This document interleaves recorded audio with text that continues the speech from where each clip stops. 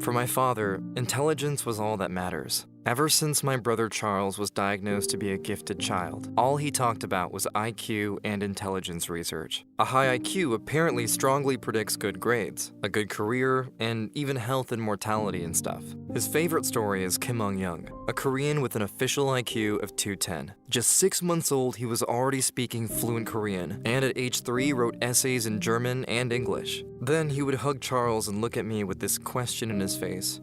I hated that. I wondered if I could reach my little brother in anything.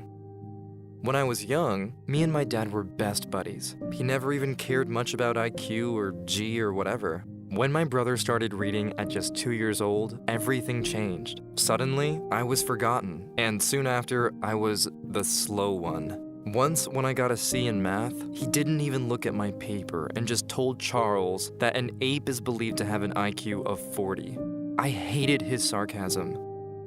Once at dinner, when he started talking about intelligence, or G, he'd say, G stands for general intelligence, and scientists say it exists because apparently most IQ tests correlate, whatever. He was talking about it and then drew up this graph on a piece of paper saying, "Look boy, this is the distribution of intelligence of all people in town. 0.1% of people will have an IQ of 55 or below. 2% have an IQ between 55 to 70. 14% between 70 and 85. 34% will score between 85 and the average, which is set at 100. Another 34 have an IQ between 100 and 115, and 14% between 115 to 130. Only 2% have an IQ higher than 130, and only 0.1% will have an IQ of a genius of 145 or above, like your little brother." I told him I'm not interested. I guess I shouldn't have.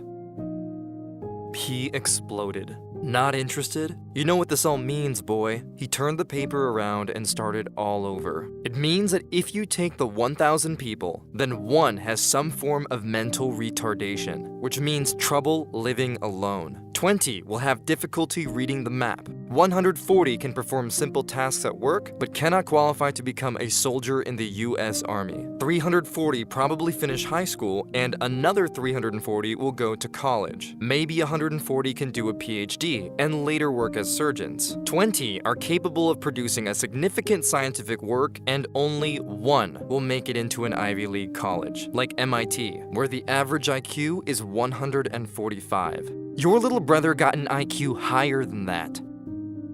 A few weeks later was career day at my school. Some people in suits showed up and told us about a new form of cognitive assessment we could be doing which would help us find the right job. The technical term is the Wechsler IQ score. When I heard the words IQ, I got completely sweaty hands. My heart started racing. This could be the moment of truth. Then one woman started speaking. She told us that we are now going to take a test, and just 1 week later, we all get the results with some specific ideas about our future career path. She said it takes only 90 minutes and measures our intelligence in the following 4 areas: perceptual reasoning, verbal comprehension, working memory, and processing speed. The assessment was voluntary, and my friend instantly stood up to leave the class, showing what he thought about this whole thing. My heart still racing, I was unsure what to do, and kept seated. Our teacher then handed out some questions. When she passed by my table, she simply said, "You're gonna do fine here." I don't think she realized this, but I was so happy to hear her say that. Maybe I'm not all that bad at these stupid IQ tests. Maybe it's a day that I can actually show my dad who I really am. What shall I do? I was so ready to show my dad that I'm no idiot. I decided to stay. I turned the first page over. It read the following: perceptual reasoning is the ability to think and reason with visual information. It is the ability to see what is being asked and to organize information in our heads through images. The first question was, when folded into a cube, which of the following corners would touch corner A? D, B, E, or C? I tried to fold the cube in my head, and yeah, it worked. It must be D. The second section was about working memory, our ability to keep several chunks of information in our mind simultaneously.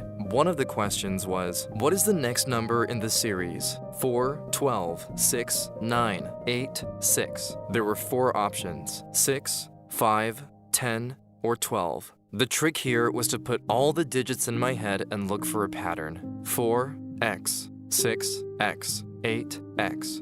which means the next would be 10. The third section was verbal comprehension, which measures our ability to access vocabulary, express ourselves in a meaningful manner, and apply reasoning skills to information presented verbally. In the first question, it said, what is the difference between the words refuted and irrefutable? Do they have similar meanings, have contradicting meanings, or mean neither the same nor the opposite? They must have contradicting meanings. The fourth section was about processing speed, the pace at which we take in new information, and make sense of it in order to prepare a response. One of the questions asked was, what is the 12th letter of the alphabet? Is it T, L, R, or B? I realized I had to rule out all the options that didn't look right. Counting would have taken way too long. L is the right answer.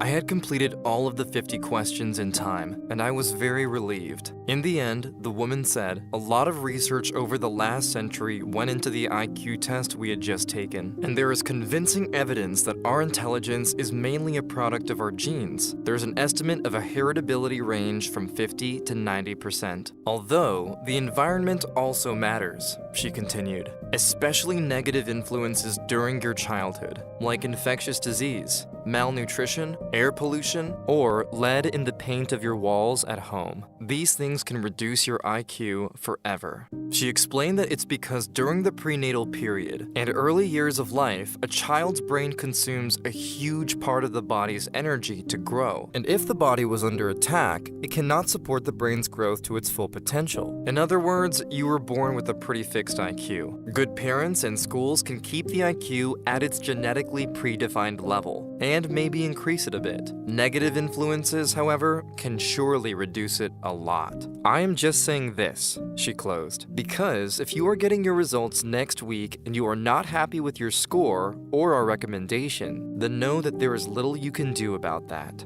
Even if you practice for years or continue school indefinitely, it's almost impossible to improve your score by more than 10 points. Just think about that before you open that envelope. You don't have to. When the envelope was handed to me a week later, I got excited to open it. I took a deep breath, but before I ripped the cover apart, I halted. Do I really want this? Why do I care so much? Do I really want to compete with my brother? And if so, what does this prove? There are so many aspects of my life that matter more than my measured intelligence. I'm probably no genius, but I know I did well. But more importantly, I know that I don't need to prove anything to anyone. I decided not to open the envelope, and I loved this new idea of myself. Free from these limitations, I felt like I had grown up. Now when I heard my father speak all proud about Charles, I just smiled. I realized that it's not that he loved him more. No, my brother just gave my dad the chance to get attention, to be someone. He's the dad of a genius, and not just another middle manager at the bank on Middle Street. A few years later, I dropped out of college and started my own company, and soon after fell in love with a wonderful woman and also started a family. My brother is now a professor at a famous university, but never found the right girl, and like many very smart people, suffers from depression. My dad doesn't care so much about IQ anymore. He's now a proud grandfather. They say it takes intelligence to know how to do things right, but wisdom to do the right thing. Leaving that envelope closed was the best decision of my life. Here are 5 questions from a real IQ test. You've got 5 seconds each. When you are done, post your answers in the comments. Good luck! 1. A package of gift cards has a length of 8 centimeters, a width of 4 centimeters, and a volume of 64 centimeters cubed. What is the height of the box?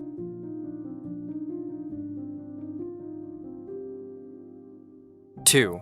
Some Bargles are Chongos, and some Chongos are Manhattans. Are some Bargles definitely Manhattans? Yes or no?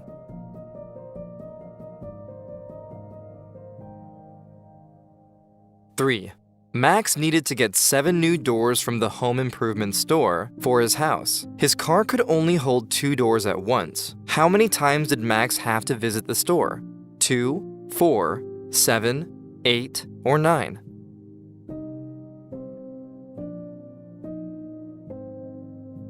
4. Art is to wall as cup is to handle, coffee, cupboard, rim, nail.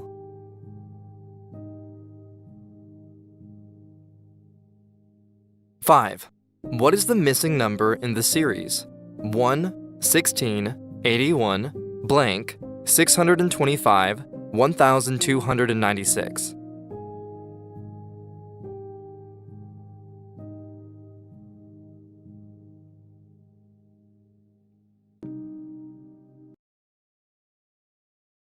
If you like this video and the way we explain the subject, subscribe to our channel. We try to explain complex subjects in simple language and cartoons to support students all around the world in their learning.